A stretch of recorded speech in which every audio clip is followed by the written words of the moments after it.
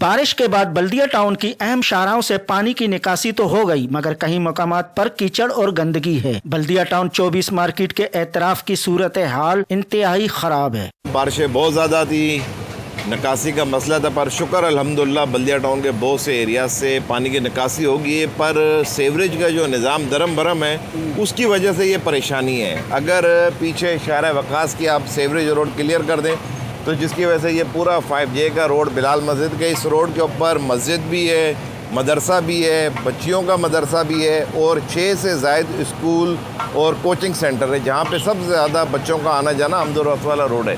پر سب سے اہم ایشو میں آپ کو بولوں گا کہ جو یہ سیوریج کا گٹر کا پانی آ رہا ہے اس کی وجہ سے نمازی حضرات کے لیے بہت زیادہ مسئلے مسائل ہیں۔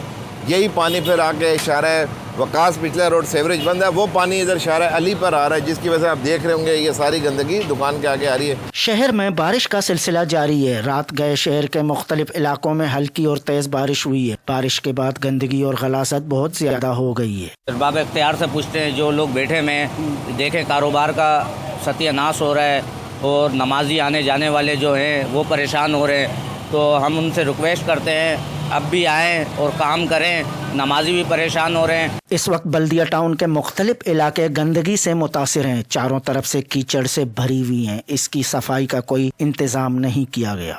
بھئی ارباب اختیار جو ہیں وہ اس کو تھوڑا سا نکاسی کا جو نظام ہے اس کو دیکھیں، اور کیونکہ گٹر جو ہے سیوریج کی لائنیں بھری ہوئی ہیں اس پہ خصوصی توجہ دیں، اور اسپیشلی مساجد کے باہر جو ہے کافی گٹر کا گند ہے، نمازیوں کو اس کی وجہ سے پریشانی ہوتی ہے، تو اس کے اوپر بھی خصوصی طور پہ توجہ دی جائے کیونکہ ابھی آگے مزید بارشوں کی پیشن گوئی ہے۔